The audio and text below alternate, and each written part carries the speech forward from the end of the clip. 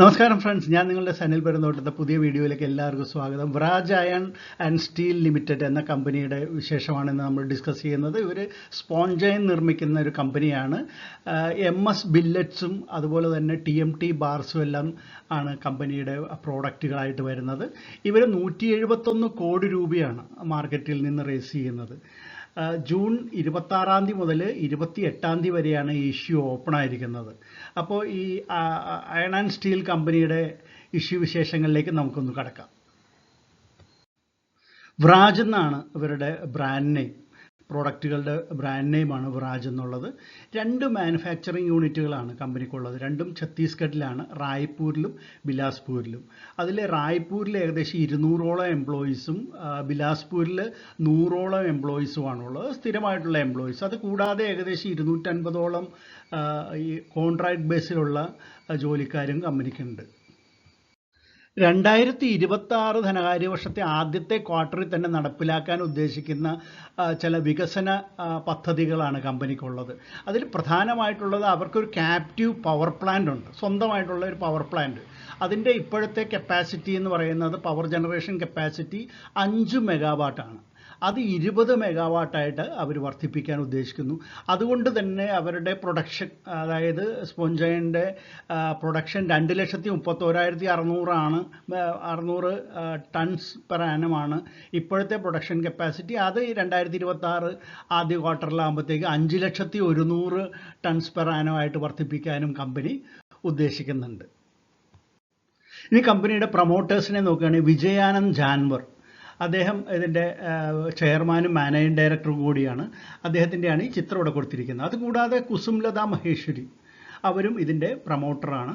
അതുകൂടാതെ കോർപ്പറേറ്റ് ആയിട്ടുള്ള ചില പ്രൊമോട്ടേഴ്സ് കൂടിയുണ്ട്. അത് Gopal sponge and power private limited, VA transport private limited, Kriti Ispat private limited, Bhineshwar commercial private limited, Utkal Ispat private limited എന്നിങ്ങനെയുള്ള കോർപ്പറേറ്റ് പ്രൊമോട്ടർമാർ കൂടി കമ്പനിക്കുണ്ട്.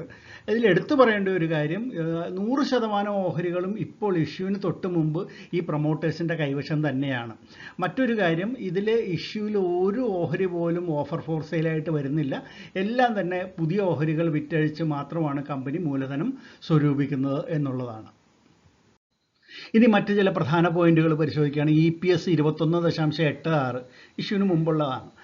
PE ratio 9.47, return on net worth 38.32%, NAV 57.05 per share.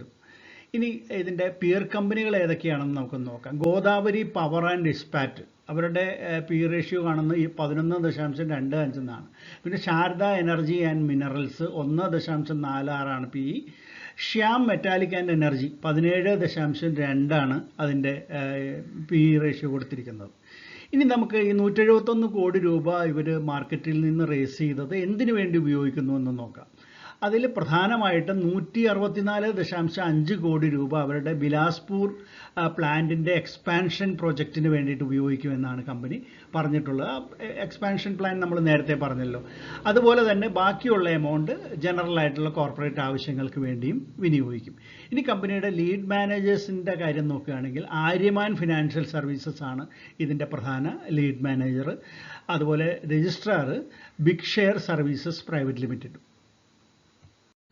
ഇനി ഫിനാൻഷ്യൽസിലേക്ക് നമുക്കൊന്ന് നോക്കാം. റവന്യൂ നോക്കൂ, 2021 290.93 ആണ്. അടുത്ത വർഷം 414.38 കോടി. 2023 അത് 517.42 കോടിയായിട്ട് വർദ്ധിക്കുന്നുണ്ട്. ഏറ്റവും ഒടുവിൽ കൊടുത്തിരിക്കുന്നത് 2024 ഫിനാൻഷ്യൽ വർഷത്തെ ആദ്യത്തെ 3 ക്വാർട്ടറിലെയാണ്. ഇനി നെറ്റ് ഇൻകം നോക്കാം. അറ്റാദായം 2021 10.99 കോടി രൂപയാണ്. അടുത്ത വർഷമായപ്പോഴത്തേക്ക് അത് 28.7 കോടി രൂപയായിട്ട് വർദ്ധിക്കുന്നുണ്ട്. 2023 54 കോടി രൂപയായിട്ട് അത് വീണ്ടും വർദ്ധിച്ചു. ഇനി ആദ്യത്തെ 3 ക്വാർട്ടർ 2024 ധനകാര്യ വർഷം 44.58 കോടി രൂപയായിട്ടും അത് മാറിയിട്ടുണ്ട്. അപ്പോൾ പൊതുവേ ഇതിൻ്റെ ഫിനാൻഷ്യൽസ് വളരെ മികച്ചതാണ് എന്ന് നമുക്ക് കാണാനായിട്ട് സാധിക്കും. 2022 നിന്ന് 2023 വരുമ്പോഴത്തേക്കും ഇതിൻ്റെ റവന്യൂവിൽ തന്നെ 24.87% വർധനവാണ് കാണുന്നത്.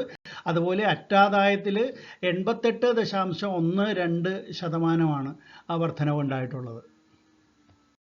ഇനി ഇനി ബ്രാജൻ്റെ IPO ഡീറ്റെയിൽസ് ഒറ്റനോട്ടത്തിൽ ഒന്ന് പരിശോധിക്കാം. ജൂൺ 26 മുതൽ 28 വരെയാണ് IPO ഓപ്പൺ ആയിരിക്കുന്നത്. ഇതിൻ്റെ IPO പ്രൈസ് ബാൻഡ് 195 രൂപ മുതൽ 207 രൂപ വരെയാണ്. ഇതിൻ്റെ ഏണിങ്സ് വെച്ച് നോക്കുമ്പോൾ അത് റീസണബിളി പ്രൈസ്ഡ് ആണെന്ന് തന്നെ നമുക്ക് പറയാനായിട്ട് സാധിക്കും.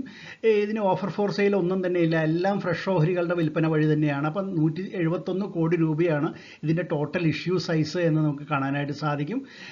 റീറ്റെയിലറെ സംബന്ധിച്ചിടത്തോളം 72 ഓഹരികളാണ് ഒരു ലോട്ട് എന്ന് പറഞ്ഞാൽ. അങ്ങനെ 13 ലോട്ട് വരെ റീറ്റെയിലേഴ്സിന് അപ്ലൈ ചെയ്യാം. എന്നാലും IPO കിട്ടണമെന്നുണ്ടെങ്കിൽ ഒരു ലോട്ട് അപ്ലൈ ചെയ്താൽ മതിയാവും.